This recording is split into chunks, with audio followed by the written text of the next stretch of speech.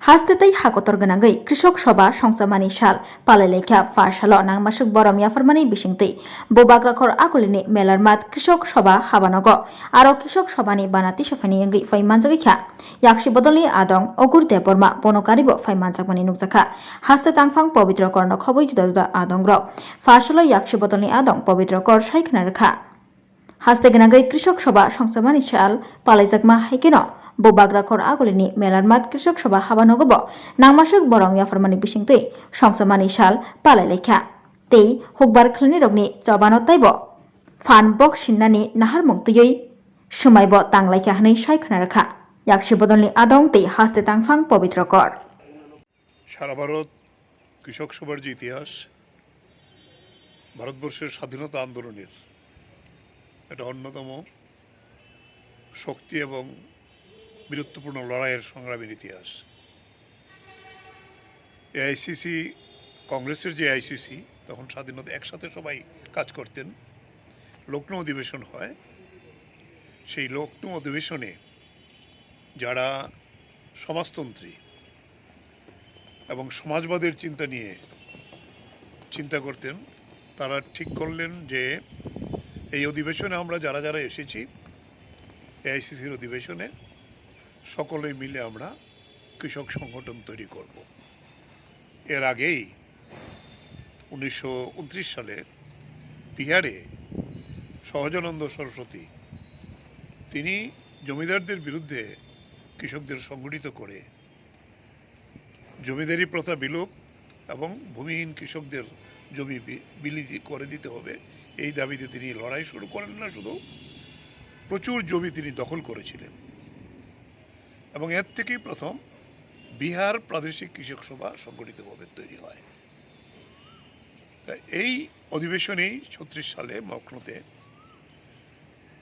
সহজানন্দ সরস্বতীকেই সেখানে তিনি একজন ধর্মীয় গুরু ছিলেন, কিন্তু তিনি কৃষকদের এই সংগঠিত করার ক্ষেত্রে যে কাজ করেছিলেন ওনাকে সভাপতি করে কৃষক সভা সংগঠিত হয় এবং 1937 সালে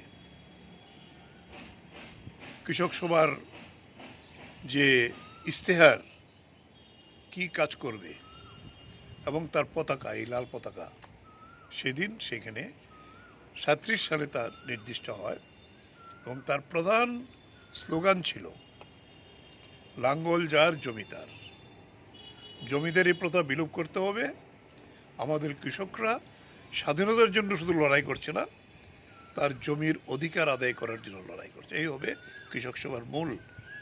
বাংলা আপনারা জানেন তেবাগ আন্দোলন বিখ্যাত আন্দোলন,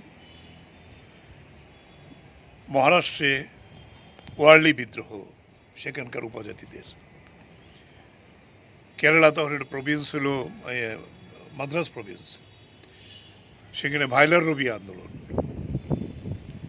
তার পরবর্তী সময়েতে আমাদের তেলেঙ্গানা কৃষক আন্দোলন, সুরমাবিলি, আমাদের অবিভক্ত বাংলাদেশে যে সিলেট অঞ্চল যেটা সুরমাবিলি, সেখানে কৃষকদের দীর্ঘদিনের একটা লড়াই হয়েছিল। ত্রিপুরায় রাজতন্ত্রের বিরুদ্ধে এবং ব্রিটিশ সাম্রাজ্যবাদের বিরুদ্ধে আমাদের উপজাতি কৃষকদের যে সংগ্রাম, এটাও কৃষক সংগঠন গণমুক্তি পরিষদ। আমাদের এখন কৃষক সংগঠন রাজ্যে প্রায় 3টেই। আমরা যারা গরিব কৃষক, যারা ক্ষেতমজুরও আছে, কৃষকও আছে, তাদের ক্ষেতমজুর সারা ভারত কৃষক সভারই আরেকটা শক্তি, সহযোগী শক্তি। গণমুক্তি পরিষদে আমরা একসাথে, সংগঠন দুইটা আলাদা হলো, আমাদের লক্ষ্য উদ্দেশ্য কেন্দ্রীয়ভাবে আমরা একভাবে কাজকর্ম করি। তাই ত্রিপুরায় দীর্ঘস্থায়ী লড়াই করার মধ্য দিয়ে কৃষকের অধিকার আদায় করেছিল 1978 সালে বামপন্থী সরকার আসার পরে। মাঝে সরকার যান, কিন্তু আবার আজকে কৃষকদের যে উন্নয়ন হয়েছিল সেটা বামপন্থী সরকারের 25 বছর আগের 10 বছরের সময় দিই। এই 6 বছরে আজকে কৃষকরা দিনমজুরে পরিণত হয়েছে। সেচ নেই, এটা বন্যা হয়ে গেল, কৃষকের কোনো সাহায্য নেই, বিএলডব্লিউ সেন্টারগুলো কোনো কাজ করে না, কৃষকের কোনো ধরনের কোনো প্রোগ্রাম কর্মসূচি সেখানে নেই। তাই সেদিক থেকে সারা ভারত কৃষক সভা গণমুক্তি পরিষদ এবং খ্যাতমজুর ইউনিয়ন আমরা গ্রামের মধ্যে কৃষকদের সংগঠিত করছি। আজকের এই কর্মসূচি আমাদের কেন্দ্রীয় কমিটি ডাক দিয়েছেন, গোটা দেশের সব গ্রামে যেখানে কৃষক সভা আছে পতাকা উত্তোলিত হবে। রাজ্যেও এখন পর্যন্ত যে আমি খবর পেয়ে আসলাম, দক্ষিণ ত্রিপুরা, গোমতী জেলা, পশ্চিম জেলা, এতে বিভিন্ন খবরগুলো আমি নিয়ে এসেছি। তাতে প্রায় বেশিরভাগ জায়গাতেই পতাকা, এত সন্ত্রাসের মধ্যেও কমরেডরা পতাকা উত্তোলন করছেন, করে এই প্রতিষ্ঠা দিবসের স্লোগান দিচ্ছেন এবং গোটা দেশেই এটা পালিত হবে। আর এই কৃষক আন্দোলনে আজকে মোদী সরকারের বিরুদ্ধে মূল সংগ্রামের দায়িত্ব নিয়ে কাজ করছেন। টানা 1 বছর পৃথিবীর ইতিহাসে বৃহত্তম কৃষক সংগ্রাম, 3 কৃষি আইন বাতিলের দাবিতে কৃষকরাই মোদীকে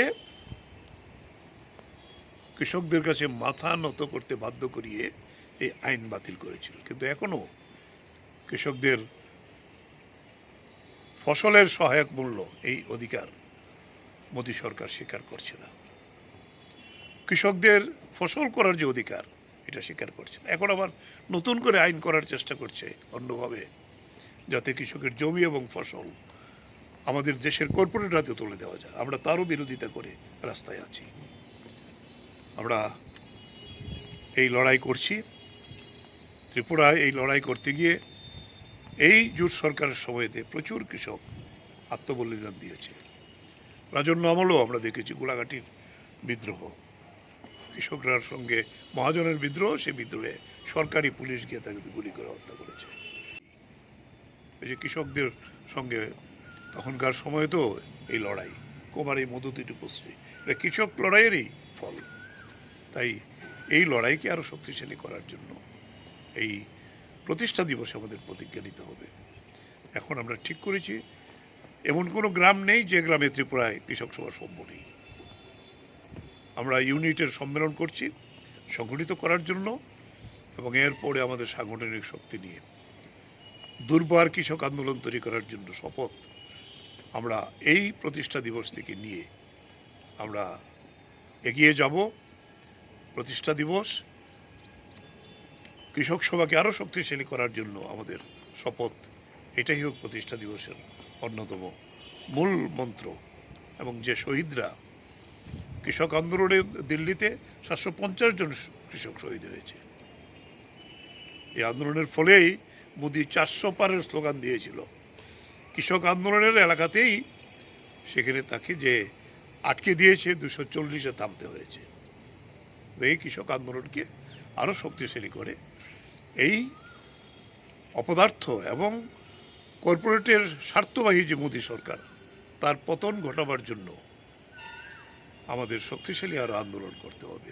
সমস্ত কৃষককে সংগঠিত করার জন্য আজকে আমরা সারা ভারত কৃষক সভা মূল দায়িত্ব নিয়ে সংযুক্ত কিষাণ মোর্চা আমরা গঠন করেছি। এই লড়াই চলবে। এই লড়াইকে এগিয়ে নিয়ে যাওয়ার জন্য আমরা দায়িত্ব নিয়ে কাজ করব। এই কথা বলে আমাদের 89তম প্রতিষ্ঠা দিবস জিন্দাবাদ। সারা ভারত কৃষক সভা জিন্দাবাদ।